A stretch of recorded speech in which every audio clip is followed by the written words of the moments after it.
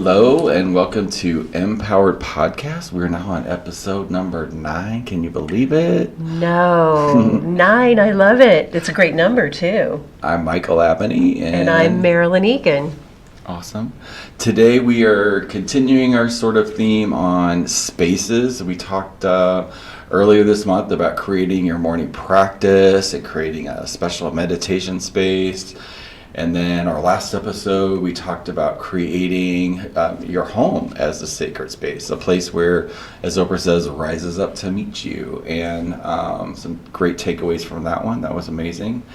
And now, since this time of the year, we kind of looked at the space around the holidays and what comes up for people as we start to look at planning the Thanksgiving and the Christmases with the friends and family. And sometimes this could be a really depressing time of the year for people, and maybe have lost that sense of celebrating or what the holidays they thought they were about. And today we're going to be talking about we have a guest that's here today, Cheryl Fox. You can introduce Cheryl. And yes. You guys how long have you known each other? About a year, isn't it? I think Yes. It's about a year ago that I met Cheryl. And I was impressed by her wisdom and her creativity and how she's managed some loss in her life that happened not long before the holidays last year. So I thought she would be a great person to help us figure out how to, reinvent the holidays when we bring people together that have been through, nobody really understands what they've been through that year and how things have changed if we only get together once a year. Mm-hmm. I know several people in my life that have had close deaths, Yeah. right before the holidays, and that's the very first thought is, oh, their holidays are ruined forever. Like that, Right. You hear that. And I'm just really interested when we dive into the conversation today Yes. about how that doesn't have to maybe be that way. Exactly. So Cheryl Fox is our guest today, and we just want to talk about how to incorporate these changes and shifts into the holidays so that it can feel good for you and your family as you connect. So Yeah, one thing that comes to mind for me was, you're right. The first anniversary after you have a loss or a grief or a death is, it almost seems unbearable to think about having to get together for Thanksgiving or for Christmas. The whole thought of it, it's like, how are you going to get through it? And for me, I just got intentional and I thought about it and I thought, well, what would work? What would work for me? And everybody has their opinion and everybody can offer their advice, and I just took a step back and thought, I have to do what works for me. And so if I can, if that would help somebody else to just think about what works for them. And for us, I talked with my son and we decided to keep some things the same, but then we changed some things up because. Can you share what was your experience in your life that happened to you, right before the holidays? Oh, okay. Well, several things happened within about an 18-month period. I lost my husband to cancer, and I lost my mother to cancer, and I lost one of my best friends to cancer, and my son moved out of the house and went away to college, which was also a big loss for me. Well, it is. I mean, there's all different ways of experiencing loss, and so there can't be a family event show up without someone experiencing some kind of loss. That's right. That was a lot, my dear, I must say. Yeah. Which is, yes, it was. So, the thought of, making all my favorite meals and doing a formal sit down, we always came to my house, and the thought of doing that I just couldn't imagine it. So we went to Boston, and where my husband's family was, and we did something a little different. But we were still together with family, and it was still really hard. But we did it, and so it was also healing for them, for us to be there. And I think that's great that then it worked for both of you. What you felt right in your heart felt good to them too, which is a bonus, Right. a bonus for the holidays. So, Right. Yeah. So what did you do that you kept the same throughout the holidays? Well, so for Christmas, we would again always get together at our house. And the thought of doing it all was just too hard. But I still got the decorations out. I still hung his stocking up. I still put his ornaments up on the tree. And I still had people come over to the house. But instead of doing his favorite meals and having it all the same, I changed it up a little bit. I kept it lighter, and I did paper plates, and I did salads and sandwiches, and then we went out and saw the Star Wars movie afterwards. And it was different, but we were all still together. And afterwards, my nephew even said, he goes, God, this was so much fun. Let's do this again next year. And we all smiled and said, okay. So, because it's not the same. Right. Things have changed. So we're starting some new traditions, but incorporating and including the lost people in our lives. Yes. So you wove it together. Literally wove it together. For Christmas, I actually had a memory quilt made for my son out of my husband's shirts, because I wanted to include him when we opened up gifts. Both, it was him and I were like, how are we going to do this? I'm like, I don't know. It's going to be really hard, but we're going to have to do it. So I had this beautiful memory quilt made, and I gave that to him. And so that kind of included my husband in it, even though he wasn't still there. So, you just have to think about what you can do to include him, but also move on and make some changes. Yes, I think. How long of a space was it before, from your husband passing to having to face the holidays? Or those, start those 1-year anniversaries that kind of tick around? Yes. Like, what was that is somebody's going through this right now, or listening to this and they relate, and they can't get to, let's do the movies this year, or like, can you help somebody through that space? Well, it was about 4 to 5 months for me, from the time he died until the first holidays hit. And there's an awful lot of anxiety for the whole first year, the first anniversary of his death, or Father's Day, or Mother's Day, or the birthdays, or the wedding anniversary. You have all this anxiety. And one thing that helped me was I just said, it's just going to be another day.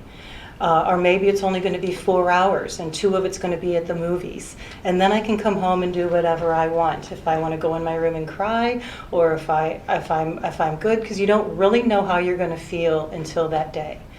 And there were some times where I just had all this anxiety building up to it, but then when the day came, I was okay. So you're going to have grief. But you don't know if you're going to have grief that day or not, because it comes and goes. So you don't really know how you're going to feel. So I just tried to break it down to hours or to a day and say it's just going to be another day. Yeah, you took it to like little bite-sized pieces that you could handle, right? Yeah, and that helped me. And my son was in town this weekend, and we were actually talking about how we were such a mess this time last year. And we both cried a little bit, but then we also smiled and laughed. So, you are resilient, and a year makes a huge difference. Yeah. And another thing we were thinking of is then when you have these holidays and you know that you feel like a mess, so what do you feel like you needed from the other family members that you were going to be with so they could accept you being a mess? Does that make sense? I only wanted to be around the people that I knew I could be a mess and that I could be okay with. So I made it very clear. I kept the gathering smaller, and I only surrounded myself around the people that I knew I would be really safe with. Perfect. And can't always do that because, like you say, there's always Aunt Sally or somebody, or that, and sometimes you're supposed to do this for holidays, and you're supposed to go here, and you're supposed to, this is what you're supposed to do. I gave myself a pass and said, I'm going to do whatever works for me.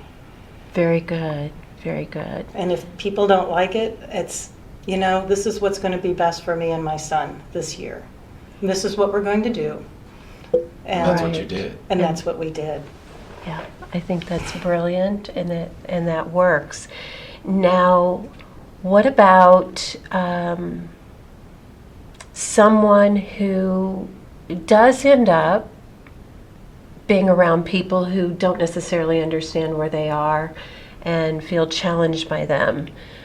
Do you have advice to offer people who are going to be hosting family in, and we never know what kind of losses they might be experiencing? Maybe to lighten up on the ritual and the expectation. What would you say to people who are having family in and they don't really know what's been going on in everybody else's lives? Well, I think it's important that if it's family, they should know what's going on in everybody's life. Hopefully that you have that opportunity to express how you feel and just be real and authentic. And, you know, I cried a lot. Yes. I mean, it's like I couldn't stop crying, and sometimes it made other people like really uncomfortable. And I said, well, I can't help it, you know, and then the tears just finally stopped. But I think just being real and authentic and, you know, letting them know how you feel. You know, one thing that we did was to tell stories, you know. We told story. Right. Let's all go around and tell our favorite story about Richard. And so that was hard, but it was also healing, and it was also really good. And everybody got to say something, and so everybody was included. Yes, I love Wow. that too. You know, my father passed December 9th one year, and there was my mom. They'd been married 57 years, and we're like, wow, what are we going to Right. do for Mom for the holidays? So what we actually did is, part of my family lives in one town and we live here, so she spent Thanksgiving with them. We went and got her, and she stayed with us for Christmas, and we let her sit and tell us stories from all of the days that we had never heard about. Right, isn't that funny? Yes, that it comes from- to them that's when you hear these stories that you've Yes. never heard before. Like when she dated my dad and their first date, and what she thought when he came to the door to pick her up. and don't you want to just write it all down? Yes, yes, and it was just really beautiful, and my kids were really fascinated by these stories that that she had to share. But it was a totally different situation for us to have her stay with us that week, and just we really just kind of focused on her. We let it be. We let her be who she wanted to be and experience it the way she wanted to. And that's what my family did for me. Yeah. My family was amazing. They just said, okay, whatever you want to do, you know, and they Yeah. were just there for me. Now that may or may not always be the case, but that's what you did, you know? Yes. Well, Yeah. maybe a family's listening to this and they don't know how to How? react, but you just gave them permission to have an entirely different conversation. Yeah, and a lot of times people don't know how to react. I mean, Right. when you lose somebody, you know, everybody says, oh, I'm so sorry. And it's just like, you just nod and say, thank you. Okay, Yeah. this is so important. I want to know this. Like, Yes. what did you want to hear? Because people don't know what to say, and we all are kind of sick and tired of thoughts and prayers right now. But like, You know, that's a great question, because people would ask me that before. What do you really want to hear? And sometimes I just wanted to talk, and I just wanted people to listen. Perfect. And that's really powerful. And I have since so many people were there for me.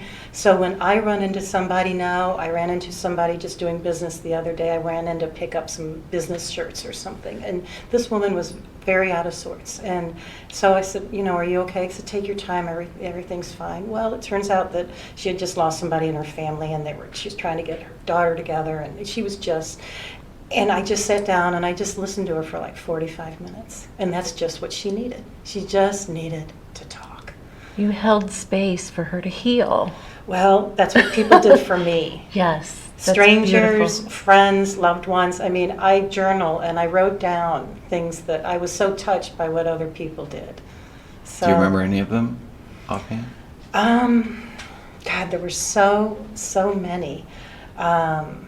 One day I was at Trader Joe's, and when I found out my husband had cancer, and I went and bought all this food. I cook a lot, and I cook from scratch, but I knew I wasn't going to be able to do that, so I bought a lot of these prepared foods, and my cart was full, and so we're checking out, and he's like, gosh, you got a lot of food, and I said, yeah, I know, my husband has cancer, and I'm just not going to have time to make a lot of meals right now. And the guy who was bagging, he left, and he came back with some flowers. And of course, I started crying. Yay! And but it just touched me. And it turns out I couldn't stop crying, so he helped walk me out to the car. And he goes, yeah, I lost my uncle. And then he told his story. And there was things like that. There was a time when we were getting blood work done, and my husband was getting his blood work done, I was getting mine done. And we were at one of those blood bank places where they take your blood, and we had to wait for 45 minutes. And so finally I got in there for my turn, and right when it was my turn, the oncologist called with very important information about my husband. And she goes, well, I'm sorry, you can't take that call. And I said, I really need to take this call. Well, we can't wait. And I said, okay, fine. I'll go back out and get back in line. No. And, I can't remember if she actually, oh no, or maybe I didn't take the call, but we finally got in there, and then I told her what was going on, and then she just got up and she closed the door and she just listened. And she had all these people in line, and they were all waiting, and she was supposed to take my blood and move me along, but she sat there and listened to my story for like 30 or 35 minutes, and she shared one of her stories. So it was just things like that, and the kindness of strangers that touch you. That gets you through the days. Isn't that interesting? Because she almost got caught up in the rules and regulations and the limits of time, and then she caught herself, and she allowed herself to be there for you. Yeah, I said, I'm sorry, it was the oncologist. My husband's out there, and he's, terminal, and, And wow. Yes. Yeah. So then I stopped and went down the street to the Panera and got her some cupcakes and brought them back to her and said, thank you. I love that. I love that. So I guess what I'm thinking is these people who are having friends in or family in for the holidays, I think what you're saying is just be open to whatever is. They may have experienced a loss that we don't know, whether it's financial or whether it's maybe a divorce or a separation, or that they're not coming forth with yet.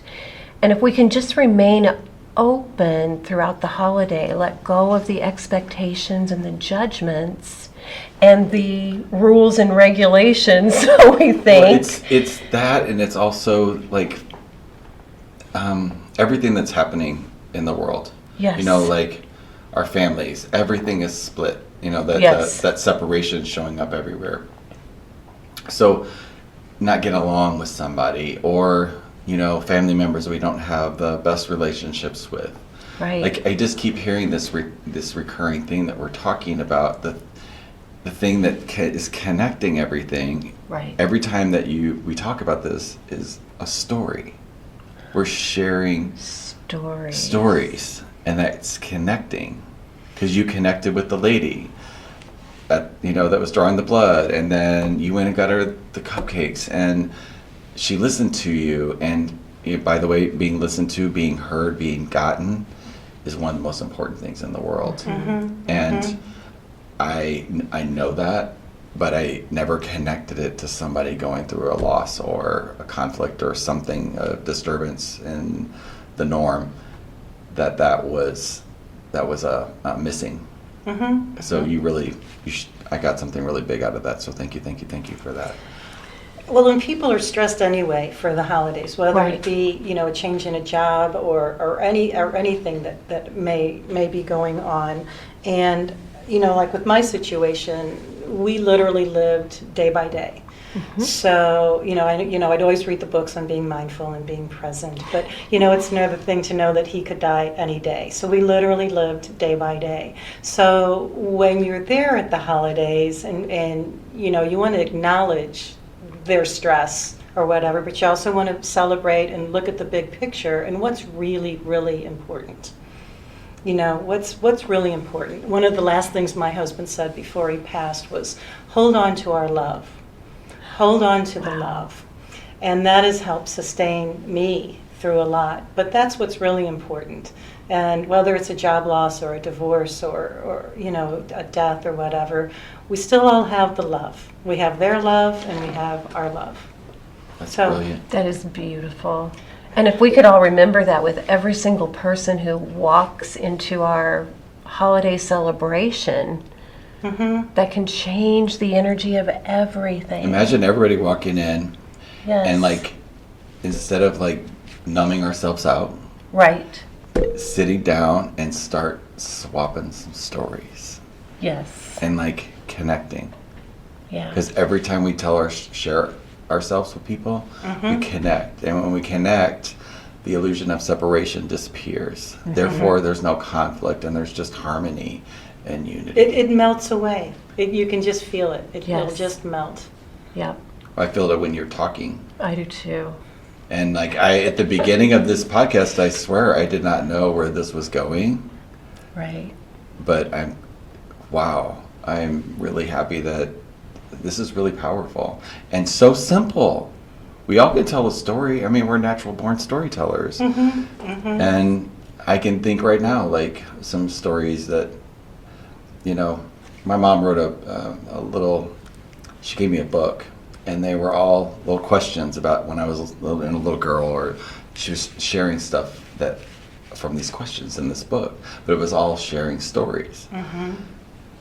And I could barely get through a couple of pages before I started like breaking down. So it's just that's so present for me right now is like our stories and sharing them with other people and allowing them to open up with their story, even if they're afraid. And it honors that person, too. It honors, yes. You know, or if you're telling a story about somebody who has passed away, you're honoring that person and keeping them and their spirit alive with you, too. Right. And then anything that you did after that, whether that was just sharing a meal or that was, you know, going to the mall afterwards or walking around movie. in the park or whatever, the connection. The That's connection was that's the missing part. Yeah, the That's the missing part. connection was great because we were all stressed. We were all like, how are we going to get through this? You know, there was all this little nervous tension in the beginning. Right. For those in your family or those you were sharing the holiday with and you, because they didn't know exactly how you feel because they've never been exactly in your shoes. And that's probably another thing for us to all remember is we never really know exactly how a person is feeling. But if we can hold the door open, and let them know we're willing to share that. That literally just shifted And just everything hold for me. space Wow. makes all the difference. Of course, Star Wars helped, too. Star Wars, of course. That was a good one. Yeah. Is there one coming out this Christmas too?